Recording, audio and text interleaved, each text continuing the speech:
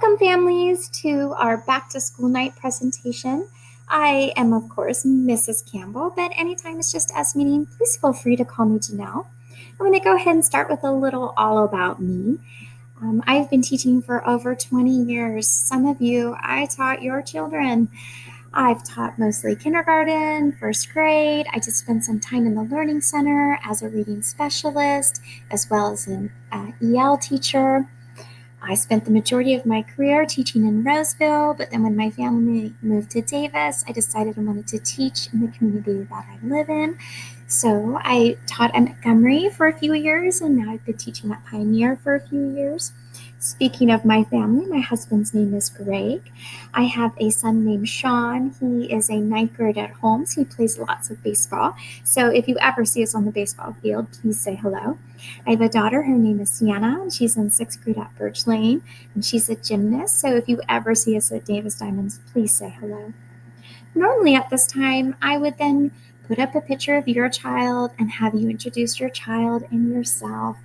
This is not a normal back to school presentation, so I'm just going to go ahead and continue and describe a little bit about our class. So when I first started teaching over 20 years ago, I chose 3 words I felt best describe my classroom. The first word was caring. I really encourage and support the use of kind words and kind actions. The second word is challenging. If I see strengths, I'm going to provide opportunities for enrichment. If I see challenge, I'm going to provide opportunities for intervention. Third word is community. It's a really important word, especially now. You are my partners. We are in a partnership working with your child as a team to help them be successful in this first grade year. Caring, challenging community. It's still how I describe my first grade classroom.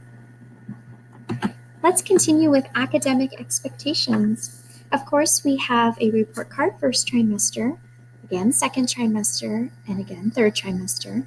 You notice the dates for our parent-teacher conferences. November 16th through 20th will be our fall conference to share the first trimester report card. And then our next conferences will be March 15th through March 19th to share the second trimester report card. We'll talk more about how we're going to hold those conferences as we get nearer those dates. So let's talk about what we're learning. So we will say a pledge every day when we start our day. It reminds us who we are, what we're doing, and why we're doing it. The pledge is this: we are readers, writers, mathematicians, scientists, artists, athletes, friends, and of course, superstars. I want every student to shine bright this year, and it will be reflected in the report card. Just like in kindergarten, we have the same marks. An X will be something that's not expected till second or third trimester. Even though you might see an X sometimes, I might still be teaching it if your child is ready. 1s or 2s are what we normally see first trimester. 2s and 3s are what we normally see second trimester. And 3s or 4s are what we hope to see by the end of the year. We start with our foundational skills. That's learning to read. First grade's all about becoming a reader. It starts with phonemic awareness, the ability to manipulate sounds to show that you're ready to read, like rhyming. We then move to grade level phonics, CVC words like mom or dad, final E words like or cake, long vowel digraphs like EE in C or EA in C, other vowel digraphs like OW in cow, AU in saw, and then we move to R control like AR in car. If we get all of those phonic patterns, then we'll start reading and writing multi-syllable words. We, of course, have to know 120 first grade words, and if we know those, I'll start teaching second grade words. There's another 120. These are words we have to know how to read correctly and quickly. We put our phonics and our words together, and we're reading grade level text. We hope to be at a level K by the end of the year, so I'll be sharing that more with you when we meet at a conference what the different levels look like. This is learning to read. Those are our foundational skills. This is reading to learn, comprehension. So we read nonfiction books, and we talk about the characters, the setting, first, next, then last. We read nonfiction books. We ask questions like the main topic and key details. We then, of course, move to writing. Hopefully by the first trimester, we are writing a narrative paragraph, turning letters into words and sentences. 6 sentences to make a paragraph: a first, a next, a then, and a last, and of course with an introduction and conclusion. Second trimester, we move into informatives, again 6 sentences, introduction, conclusion with facts in the middle. Third trimester, we're writing opinions, again with 6 sentences, introduction and conclusion with reasons in the middle. When we look at the writing, we're looking for grammar, we're looking for capitals and punctuation, and we're also looking for spelling. Language arts continues with listening and speaking, the ability to participate effectively in discussions. We then move on to math, and math foundational skills right here. It's being able to count, recognize, write, and represent numbers up to 120. We also work on adding and subtracting up to 10. Then we move adding and subtracting up to 20. We also do word problems up to 20. So that hopefully by the end of the year, after we practice place value, we're able to add and subtract all the way up to 100. We also do some measurement data and geometry. Here's the back of our report card. The focus here is learning behaviors. Most important one, of course, is following school class routines, directions, and procedures.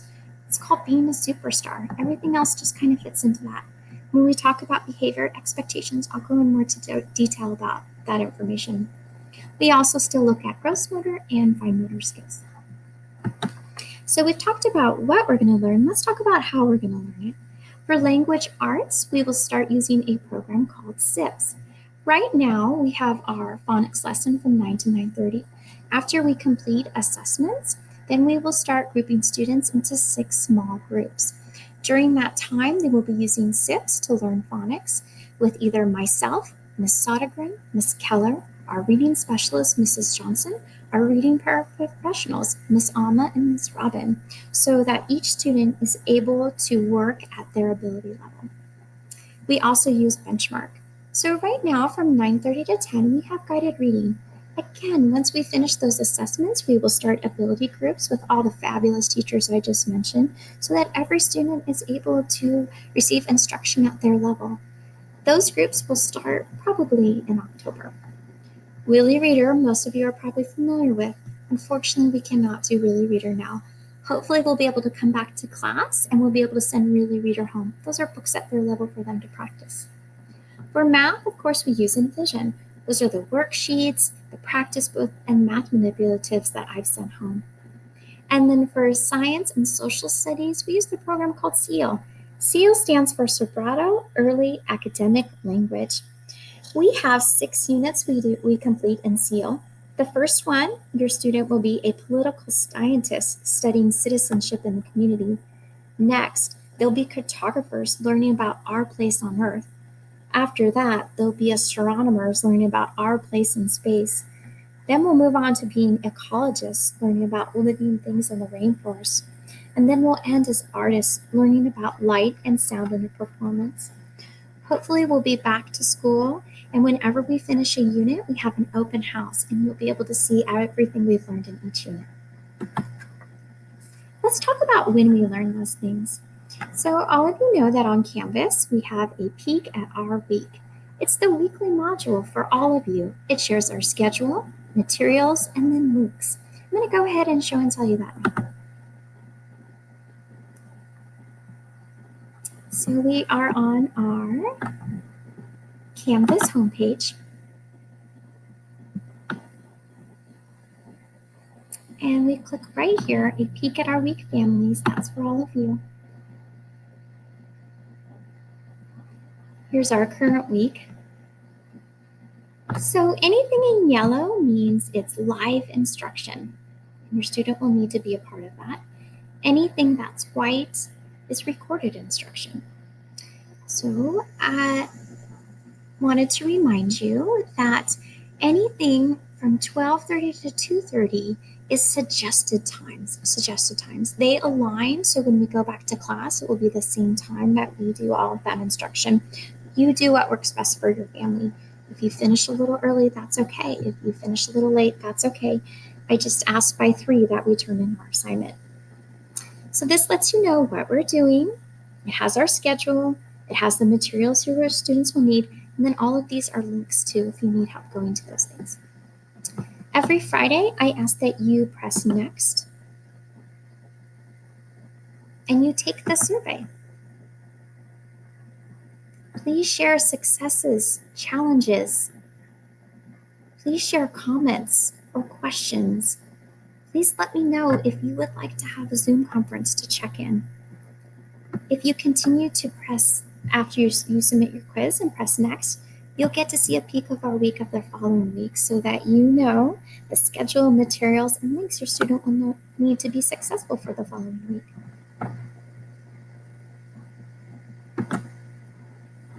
And then, of course, we have a display of our day. It's the daily module for students. It includes their schedule, materials, links, and videos. And every day I ask them to submit a video. Let's look at that now.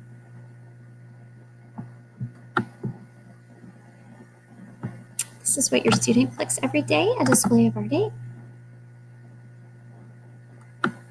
Here's for today. Always lets them know they're on the correct day. This reminds them who we are, what we're doing, and why we're doing it, and also how to make super choices. Every day, they should always click on me. It will be the Zoom link to get them ready for our morning meeting. It always lets you know what time and then what materials they need. Click again, and we see from 9 to 9:30 we have our phonics lesson. You'll click on me, it will take them to the Zoom link, and always lets you know what materials they need. From 9 to 10, it's time for guided reading. We'll go ahead and click on me, and it'll always show them what materials they need. Then they can have a snack break. Then from 10:30 to 11, it's time for guided writing. This is a video, so they'll click on me, it will take them to the video. We'll talk about what materials and supplies they need.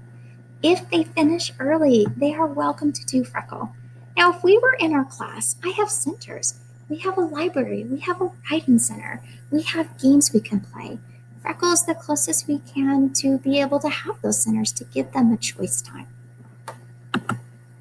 Now, from 11 to 11:30, some of us have SEAL. If your child is on Monday, they click on me. If they're on Tuesday, they click on me. If they're on Wednesday, then they click on me. If they're on Thursday, they click on me. If they're on Friday, they click on me. And that will take them to our Zoom link where we will have work with our partners and our teams working on our SEAL units. And again, our first one is citizenship in the community and their political scientists. If they're not working with me, they're welcome to explore EPIC. There's so many great books that they can read or have read to them. Fiction and nonfiction. It's like having your own library at home.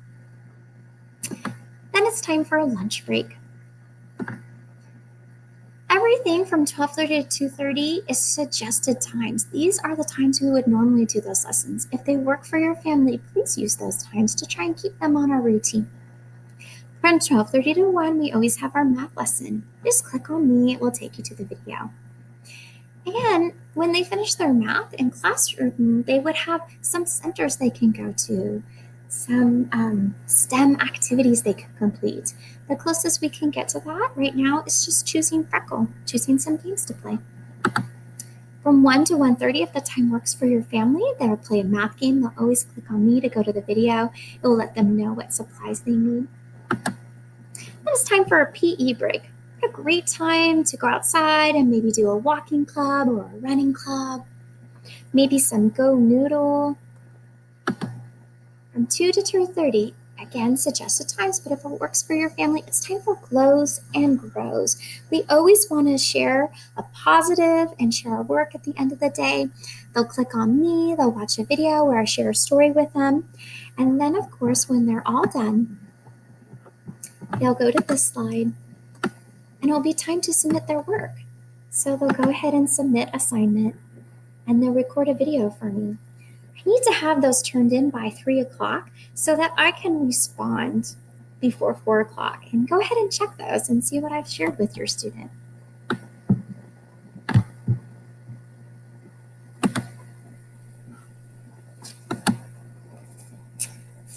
And this is our class away from class, right?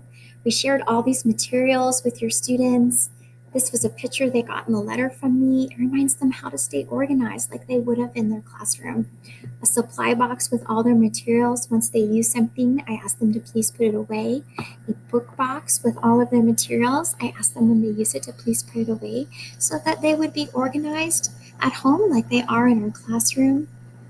I ask that you help them follow their routine the best that you can, the times that we've provided that align with our regular classroom instruction. I did need to let you know that I do report attendance every day, whether they attend our meetings, and I also report whether they've completed their assignments. Now, if we do come back to school, this was what our daily schedule will look like, and if that happens, I will share that with you then. Behavior expectations. I talked a little bit about this when we were talking about the report card. These are the learning behaviors. This is being a superstar, making super choices so that you're ready to learn. 1 is having calm hands and feet. 2 is eyes are watching. 3, ears are listening. 4, in the classroom, it's raising your hand to ask a question or make a statement. And distance learning, it's a blinking, shining star. And then number 5, of course, is following directions. If you can make all those 5 superstar choices, then you're showing you're ready to learn. If and when we come back to class, we use something called the clip chart to monitor behavior. I will share that with you then. I also wanted to let you know that, like our entire school, we will be following Perry's path. We will be giving out paw prints if students show they prepare themselves, accept responsibility, think and show respect, and help each other be safe. We will also be using warnings if we need an opportunity to practice making a better choice. Here's a little housekeeping. I did want to share with you our website for Pioneer. If and when we get to go on field trips, that's where you'll find the forms. It's where you can get more information about attendance. And then if and when we go back to school, it's how you can get school bucks if you want to buy lunch. Here's what our website looks like.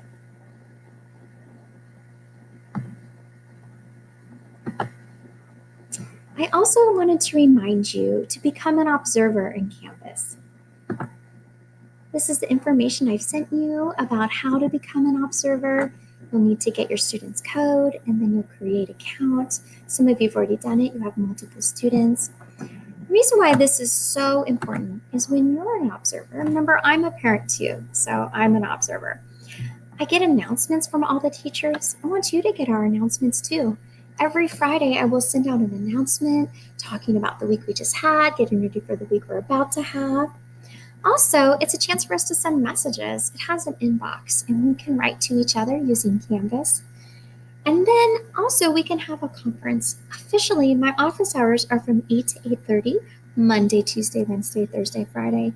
But like I tell the students, I'm always available to Zoom if you need to. To do that, you will go to Canvas again. Oh, wrong link. For some of you that are watching me teach, you know I've been making mistakes, and I keep using it as an opportunity to model a growth mindset.